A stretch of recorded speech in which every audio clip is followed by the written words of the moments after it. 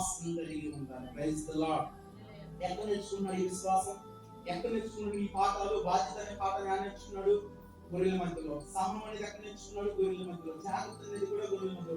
విశ్వాసం అనేది కూడా ఎక్కడ నేర్చుకున్నాడంటే ఏ కాలేజీకో వెళ్ళల.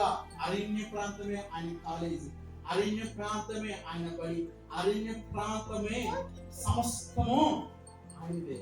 గొర్రెల మధ్యలో విశ్వాసం. ఇన్ని చేస్తున్నాను కదా, ఏ రోజు కూడా అవిశ్వాసం తెచ్చుకోలేదు కదా. మనము కూడా అన్ని చేస్తాము, చిన్న విషయంలో మనం విశ్వాసం అనేది కోల్పోతాం. అందుకు దేవుని వాక్య సెలవిచ్చిన ఆవు మీద విశ్వాసం ఉండేలా ఎంత కొండలు మీరు తీసేదంటే తీసుకోవాలి. ఏంటిది? ఆవు మీద విశ్వాసం మనలో ఉంటే. ఇన్ని చేస్తున్నటువంటి దావీదు జీవితం విశ్వాసం ఉన్నంటారు కదంటారా? ఏంటి తన విశ్వాసం అంతా? తన విశ్వాసం అంతా దేవుడి మీదే. తెలుసుకోవాలి విధంగా ఆ మాట మనం చదువుకున్నారని నేర్చుకున్నాను. ఈ విశ్వాసం వల్ల రావాలంటే ఏం చేయాలి? సామెతల గ్రంథం 3 తొందరగా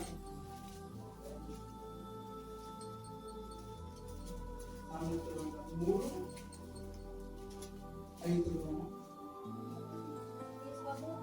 నీ సబుద్ధిని ఆధారం చేసుకొనగా నీ పూర్ణ హృదయముతో యెహోవా యందు నమ్మిక ఉంచుము. చాలమ్మా. ఏదన్నా విశ్వాసంలో రావాలంటే మొదలు ఏం చేయాలి? నీ స్వబుద్ధిని ఆధారం చేసుకొనగా నీ హృదయముతోను పూర్ణ హృదయముతో యెహోవా యందు నమ్మకం ఉంచాలి. తర్వాత నీ ప్రవర్తన అంతటికి ఆయన అధికారం ఒప్పుకోను, అప్పుడు ఆయన నీ త్రోవలను సహాయం చేస్తాడు. Praise the lord. ఇప్పుడు అరణ్య ప్రాంతంలో దావీదు తన ప్రవర్తన అంతటి కూడా అధికారం ఎవరికి ఇచ్చాడు? యేసయ్యకు సమర్పించుకున్నాడు. యేసయ్యకు లోపడ్డాడు. యేసయ్యకు లోపడున్నాడు కాబట్టి దావీదు తన స్వబుద్ధిని ఆధారం చేసుకోవాలా. ఆయనకు ఒక ఆలస్యరాలు దావీదుకి. ఏంటి నా అన్నము దూరపోతులు ఇంట్లో తిరుగుతున్నారు, ఒక్క అరణ్య ప్రాంతం తీసుకొచ్చారు కదా అని అనుకోలేదంట. దావీదు స్వబుద్ధి ఆధారం చేసుకోవాలా. దావీదు ప్రవర్తన అంతా కూడా దేవుడు అధికారాన్ని ఒప్పుకున్నాడు. ఏం తెలుసా?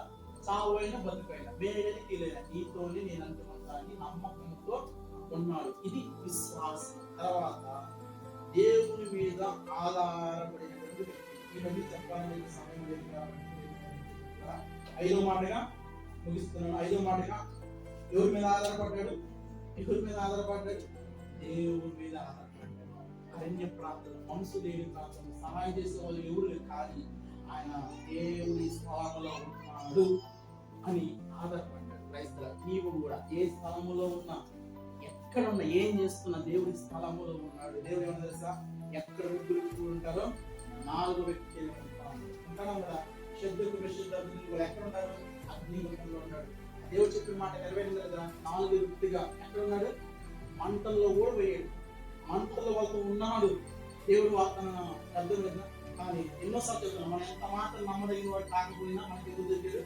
మంచి దేవుడు దొరికాడు. ఇంత దేవుని విడిచిపెట్టాడు. నువ్వు ఏమైనా సంపాదించగలవు, ఏదైనా సాధించగలవు నువ్వు అనుకోవచ్చు. ఒకడు ఉన్నాడు, నాది నాది నాది నాది నేను సంపాదించుకున్నాను, నా ప్రాణం తిరుగు తాను సహించమన్నాడు. అనేక సంవత్సరాలు తిరిగి అనుకున్నాడు.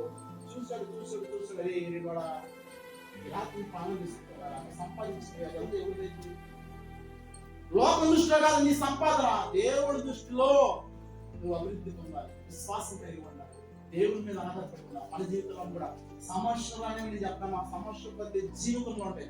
ఒక వ్యక్తి పాస్ అవుతుందంటే వారికి పరీక్ష లేకపోతే ఎప్పటికీ పాస్ అవ్వలేడు. మన జీవితంలో పాస్ అవ్వాలంటే దేవుని రాజ్యాన్ని మనం పొందుకోవాలంటే సమస్యలు రావాలి. వస్తేనే మన నైపుణ్యం తెలిసి ఇదిగో ఒక అధికారి ఎన్ని సంపాదించుకున్నాడు. కానీ దేవుడు ఒక మాట అన్నాడు, నీ కాలంలో ధనాన్ని అమ్మిపెట్టి పేదలు పంచుకుంటే ఆ మాటలో తన హృదయం నిలుచుకుందంట. ఏం కోల్పోయాడు తెలుసా? చిన్నప్పుడు కాంచి నేర్చుకున్నాడు భక్తి. తన ఆస్తిని పంచిపెట్టమనగానే తన హృదయం గుచ్చుకొని దేవుని విడిచిపెట్టిపోయాడు. పరలోకాన్ని కోల్పోయాడు. తెలుసుకోతుంది విధంగా చిన్న చిన్న విషయం మన నమ్మకం దేవుడు పెద్ద విషయం నమ్ముకుంటాడు. ఇప్పుడు దావీదు అరణ్య ప్రాంతంలో ఎవరి మీద ఆధారపడ్డాడు? అక్కడ ఎవరున్నారు?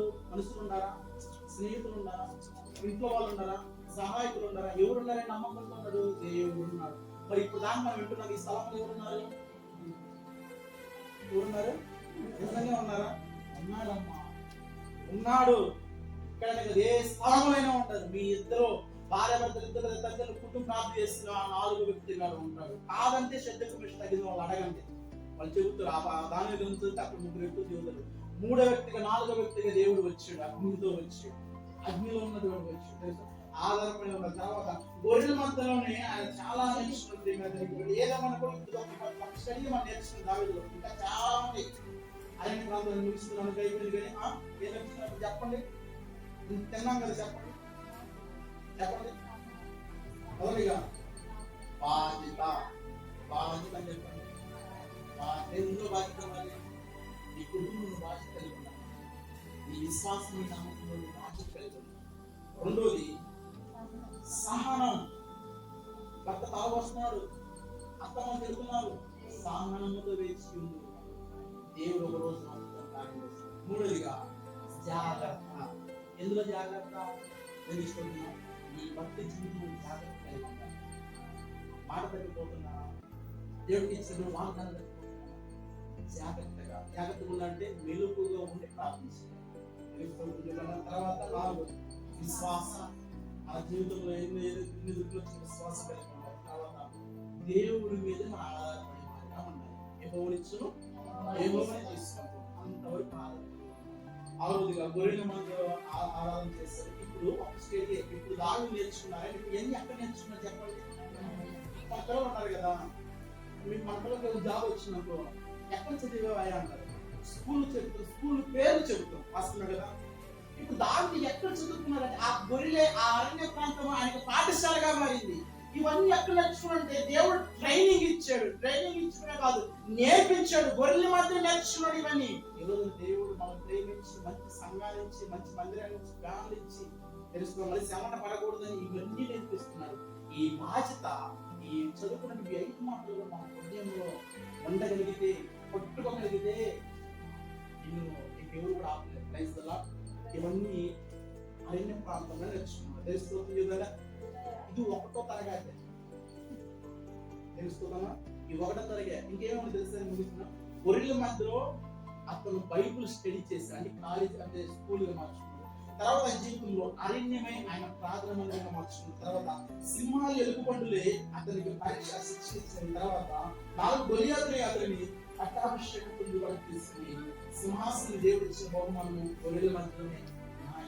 ఇంకా దాని జీవితంలో మనం చదువుకోవాల్సిన ఇంకా 6 క్లాసులు ఉంటాయి. తెలుసుకోవచ్చు కదా, ఎన్ని క్లాసులు ఉన్నవి?